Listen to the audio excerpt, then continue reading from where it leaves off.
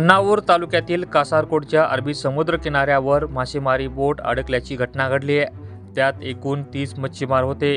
गुरुवारी रात्री ही घटना घडल्याने रात्रभर या बोटीत मच्छीमार अडकून होते।